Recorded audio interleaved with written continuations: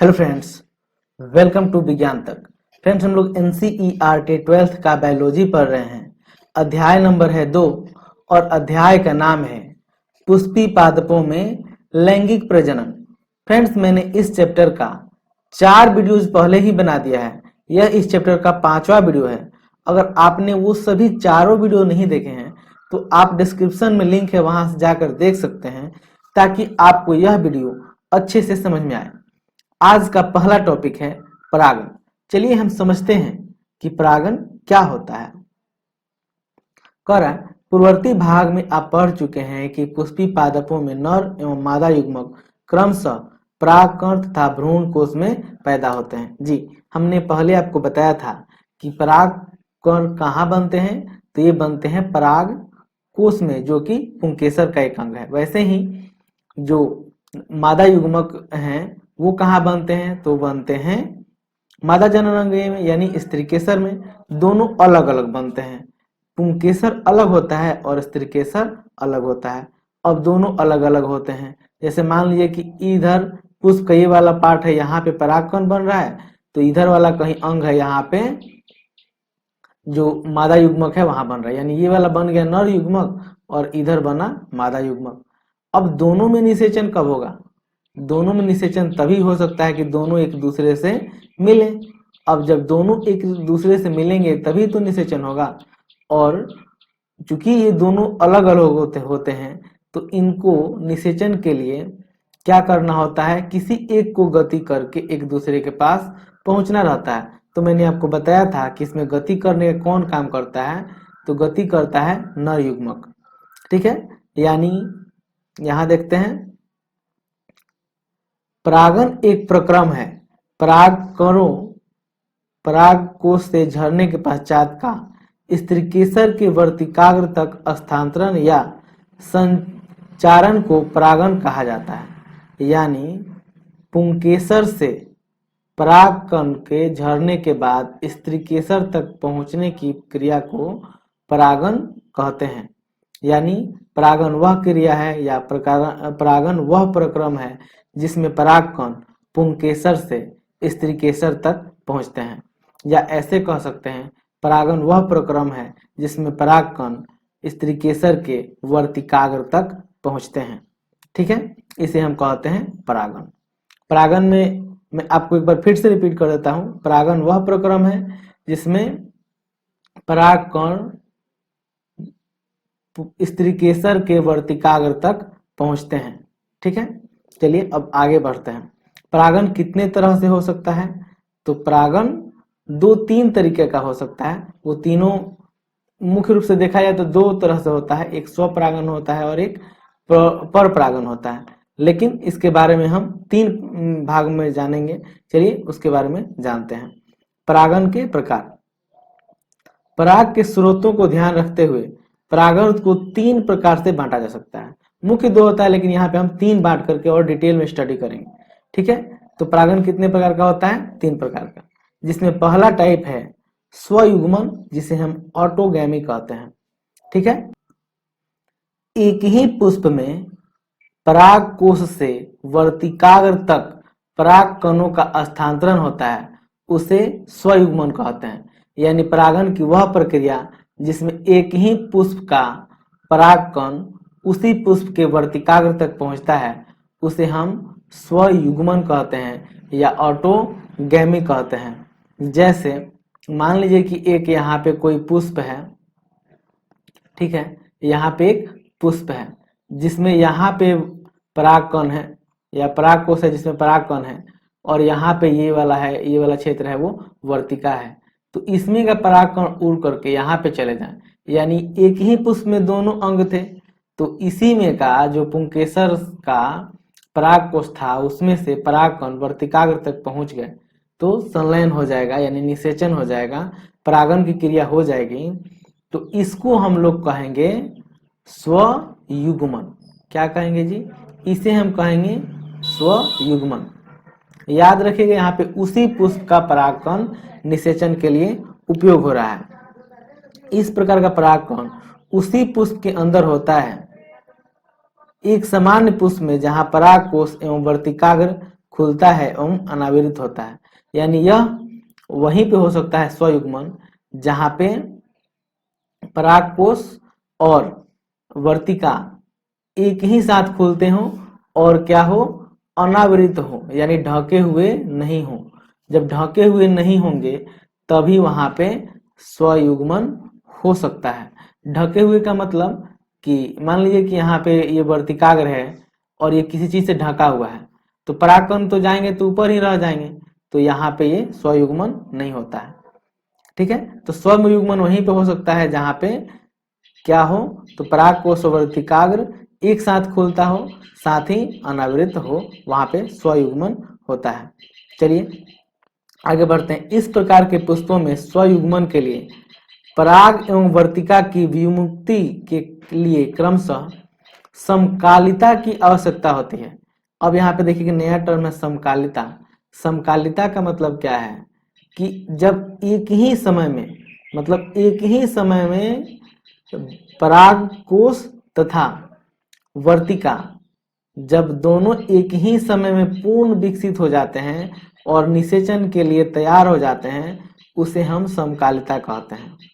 ठीक है, यानी एक ही समय में जब परागकोश तथा वर्तिका दोनों तैयार हो जाएंगे उसे हम कहेंगे समकालिता। यानी इसमें समकालिता की आवश्यकता होती है स्वयुग्मन के लिए। समकालिता की आवश्यकता क्यों होगी? क्योंकि मान लीजिए कि समकालिता नहीं है तो वर्तिका पहले तैयार हो जाएगी और उसको परागकण चाहिए, लेकिन परागकोश तो तैयार ही नहीं हुआ है, तो वो क्या हो जाएगा, दूसरे पुष्प से निषेचित हो जाएगा। इसलिए इसमें समकालिता की आवश्यकता होती है। ठीक है, कुछ पादप जैसे कि वायोला या ऑक्जेलिसी तथा कोमेलिना दो प्रकार के पुष्प पैदा करते हैं। अब ये देखिए दोनों कौन कौन करते हैं। एक करते हैं उन्मील परागनी और दूसरा अनुन्मूल्य परागनी। इनके बारे में जानते हैं कि अनुन्मूल्य परागनी क्या होता है। अन्य प्रजाति के पुष्पों के समान ही होते हैं जिसके परागकोश एवं वर्तिकाग्र अनावृत होते हैं। उन्मील परागनी पुष्प किसे कहेंगे? जो उनके पुष्प भी अन्य प्रजाति के जैसे होंगे लेकिन इनके परागकोश और वर्तिकाग्र अनावृत होंगे, यानी ढके हुए नहीं होंगे। जबकि अनुन्मील परागनी क्या होते हैं, तो पुष्प कभी भी अनावृत नहीं होते हैं। यानी वैसे पुष्प जो कभी भी अनावृत नहीं होंगे उन्हें हम कहेंगे अनुन्मूल्य परागनी पुष्प। ठीक है, इसमें इतना ही जानना था। इसके आगे बढ़ते हैं हम लोग। चलिए थोड़ा सा और जान लेते हैं। इस प्रकार के पुष्पों में परागकोश एवं वर्तिकाग्र एक दूसरे से बिल्कुल नजदीक स्थित होते हैं। जब पुष्प कालिका में परागकोश स्फुटित होते हैं तब परागकण वर्तिकाग्र के संपर्क में आकर परागन को प्रभावित करते हैं। कहने का अर्थ है कि इसमें वर्तिका तथा परागकोश एक ही पास में रहते हैं। परागकोश जो होते हैं वो पास में ही होते हैं और जब परागकोश फूटता है तो फूटने के बाद वो आकर के वर्तिका पे पड़ जाता है। वर्तिका पड़ता है तो वर्तिका निषेचित हो जाती है। परागन का दूसरा तरीका है सजातीय पुष्प परागन। सजातीय पुष्प परागन क्या होता है, चलिए जानते हैं।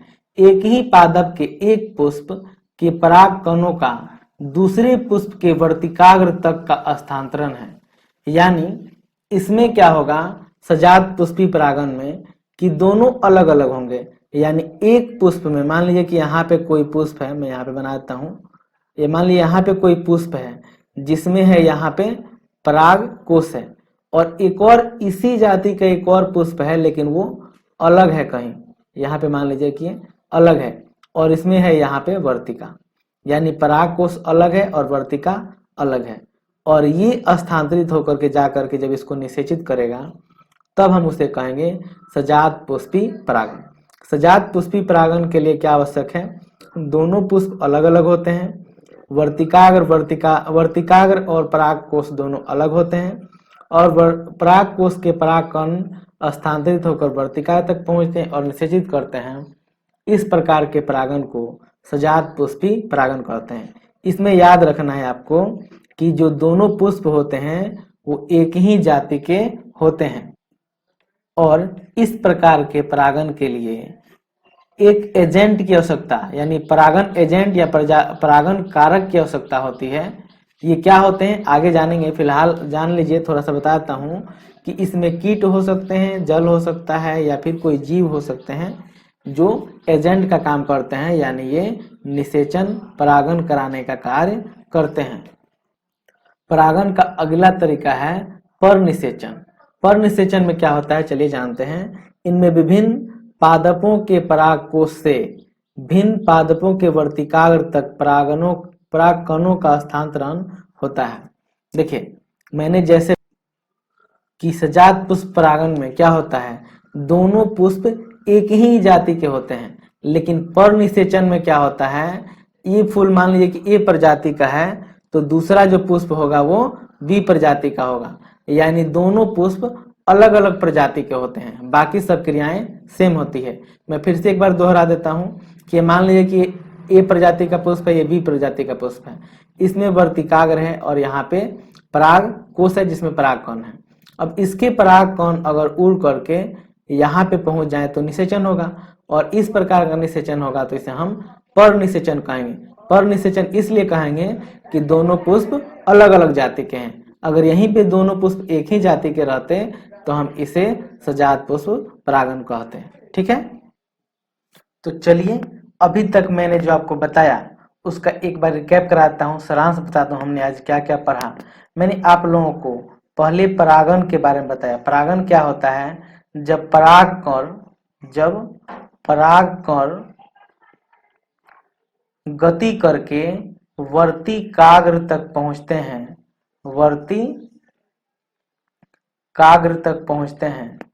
जब परागकण गति करके वर्तिकाग्र तक पहुंचते हैं तो इस क्रिया को हम लोग कहते हैं परागण। क्या कहते हैं, परागण। यानी जब परागकण गति करके वर्तिकाग्र तक पहुंच जाते हैं, इस क्रिया को हम कहते हैं परागण। परागण कितने तरह का होता है, 3 तरीके का होता है। पहला तरीका है स्वयुग्मन, दूसरा तरीका है सजात पुष्प